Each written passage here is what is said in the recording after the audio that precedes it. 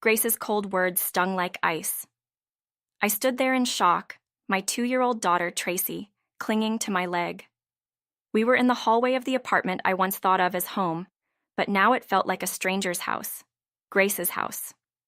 My husband, Jim, had just left for his overseas assignment in Japan, and without hesitation, his mother had kicked us out. She didn't even flinch. "You can't do this," I pleaded, but Grace was already closing the door, her face expressionless. "Please, I have nowhere else to go." But it was too late. The door shut in my face, and the rain outside began to pour down harder. Holding Tracy close, I stepped out onto the street. My phone was dead, and my wallet was still inside the apartment.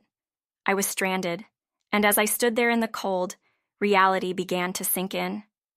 Grace wasn't going to open that door again. With nowhere to go, I walked to the nearby park. The rain was relentless, soaking through my clothes, but I tried to shelter Tracy as best as I could. We found a bench under a small roofed area, but it didn't do much to keep us dry. As I sat there staring at the dark sky, my mind raced. What now? Where could we go? I hadn't spoken to my parents in weeks. They loved Tracy, but they lived hours away, and I had no way to get there tonight. The thought of walking with my daughter in this storm for 3 hours was unbearable. Yet staying here in the cold rain wasn't an option either. Just when I thought things couldn't get worse, I saw 2 lights approaching from a distance. At first, I thought it was a car passing by, but the lights were coming straight toward us. As they got closer, I realized it was a police car. The flashing lights sent a wave of panic through me. What were they doing here? The car pulled up beside the bench, and 2 officers stepped out, their expressions serious but calm. "Ma'am, are you Olive? Is this your daughter, Tracy?" one of them asked. Surprised that they knew my name, I nodded. "Yes, that's me," I replied, my voice shaky. "Please come with us to the station," the officer said. His tone wasn't threatening, but the command in his voice made it clear this wasn't a suggestion. I stood up, holding Tracy tightly. "Why? What's going on?" The officer didn't answer directly. "We'll explain everything once we get to the station. Please come with us."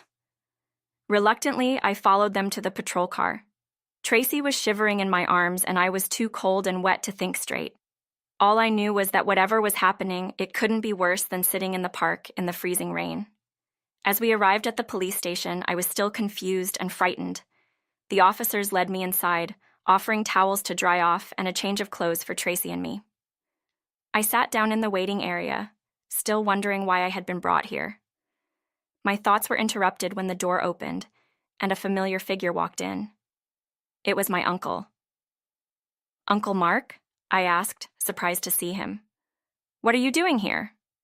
He sat down beside me, looking concerned. "Olive, Jim called me from Japan. He was worried about you and Tracy. He asked me to keep an eye on things while he's away, especially with Grace acting the way she's been." I was stunned. Jim knew something was wrong? He hadn't mentioned it when we talked last, and I didn't want to burden him while he was so far away. But somehow, he knew things were falling apart. "Jim's worried that Grace might not be treating you well," Uncle Mark continued. "When I drove by the park and saw you sitting in the rain with Tracy, I knew something was wrong. That's why I called the police." Tears welled up in my eyes as I realized how close we'd come to spending the night out in the cold. If it weren't for Uncle Mark, who knew what might have happened to us? As we talked, another door opened and Grace walked in. She looked annoyed, as if being at the police station was a huge inconvenience for her. She didn't even glance at me or Tracy. "Why do I have to be here?" Grace grumbled, sitting down across from us. "This is ridiculous. I haven't done anything wrong." I stared at her in disbelief. "You kicked me and Tracy out of the house, in the middle of a storm." Grace shrugged. "The house belongs to Jim, not you. Now that he's gone, I should have my space." Uncle Mark cut in, his voice firm. "Actually, Grace, the apartment is in Olive's name. Jim made sure of that when they bought it. You don't have the right to kick them out." Grace's face froze for a moment. She hadn't known that. I could see the realization hit her, but she quickly masked her surprise. "Well, that doesn't change anything," she snapped. "I'm his mother. I should be the one in charge while he's gone." I couldn't believe what I was hearing. Grace had always been difficult, but this was a new level of cruelty. She had never cared for Tracy or me, and now she was trying to take over everything while Jim was overseas. The police officer who had brought us in stepped forward. "This situation could have serious legal implications, Grace. You can't just throw Olive and her child out of their own home, especially in such dangerous conditions. We're recommending that Olive seek legal counsel." A lawyer? I hadn't even considered that things might escalate to this point. But it was clear now that Grace wasn't going to back down without a fight. I knew I needed to protect Tracy and myself, and if that meant getting a lawyer, so be it. Uncle Mark nodded in agreement. "I know a good lawyer who can help you, Olive. We'll get this sorted out." Grace, on the other hand, was fuming. "A lawyer? This is outrageous. I haven't done anything wrong. I just want some peace and quiet in my own home." But it wasn't her home. It was mine. And I was finally beginning to understand that I needed to stand up for myself. For too long, I had let Grace push me around, believing that I had to endure it for Jim's sake. But now, with him halfway across the world, I couldn't afford to let things continue as they were. I looked at Uncle Mark and nodded. "Let's talk to that lawyer." The next few days were a whirlwind of consultations and paperwork. The lawyer, a kind woman named Sarah, explained the legal steps we could take. It wasn't going to be easy to get Grace out of the apartment, but I had the upper hand since the property was in my name. If necessary, we could look into placing Grace in a care facility, given her age and health issues. But I hesitated at the thought. Despite everything, I didn't want to force Grace into a situation that felt like abandonment. Jim was still her son, and I knew he wouldn't want her treated cruelly, no matter how difficult she had been. I had to find a balance between protecting myself and not becoming like her. I called Jim, explaining everything that had happened. He was shocked, but supportive. "I had no idea things had gotten this bad, Olive. I'm coming back to the US as soon as I can. We need to figure this out together." But with his work commitments in Japan, Jim couldn't return right away. That meant I had to handle things on my own for a little while longer. 1 week later, Jim finally arrived home. He looked exhausted from the long flight, but determined to set things right. We sat down together, ready to confront Grace and discuss our options. When we told Grace that we were considering moving her to a care facility, she exploded with anger. "You're not putting me in a home. How dare you even suggest that?" Jim tried to calm her down, but Grace was furious. "I raised you, Jim. How could you side with her?" she spat, glaring at me as if I were the enemy. But Jim remained firm. "Mom, Olive and Tracy are my family too. I can't let things continue like this. If you can't live with us peacefully, we have no choice but to make other arrangements." Grace refused to listen. She accused me of trying to turn Jim against her, claiming that I was the reason her son was abandoning her. But Jim wasn't abandoning her. He was just trying to protect his family. The situation reached a breaking point. After several heated discussions, Jim and I realized that there was no way we could continue living with Grace.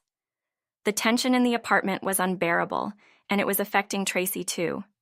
She had started to become anxious, picking up on the stress between the adults around her. In the end, we made a difficult decision. We would sell the apartment and move to Japan as a family. Jim's job in Japan was long-term, and it didn't make sense to keep the apartment in the US, especially with Grace's behavior becoming more erratic. When we told Grace about our decision, she was livid. "You can't sell this apartment. This is my home," she shouted. But the truth was, it wasn't hers to claim. "We're leaving, Mom," Jim said quietly. "If you don't want to live in a facility, you'll need to find somewhere else to stay." Grace's anger quickly turned to despair. "You can't leave me here alone," she sobbed. But the damage was already done. Her refusal to cooperate had driven us to this point, and there was no turning back.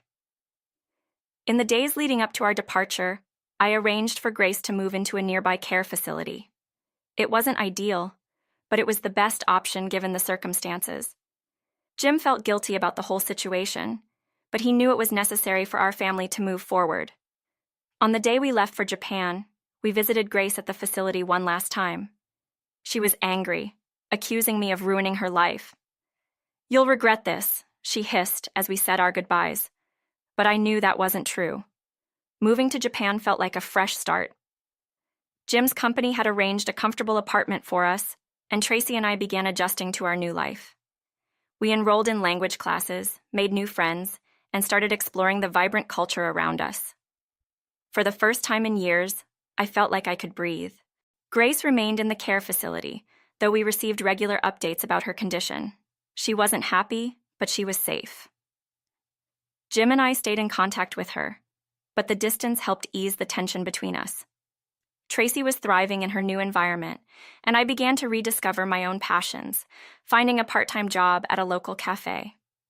Life in Japan wasn't without its challenges, but as a family, we were stronger than ever. Jim had become more present, more involved in our daily lives, and we communicated better than we ever had before.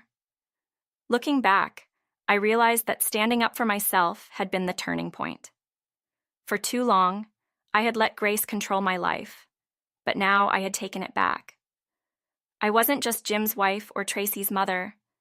I was Olive, and I was stronger than I'd ever known. And for the first time in a long while, I felt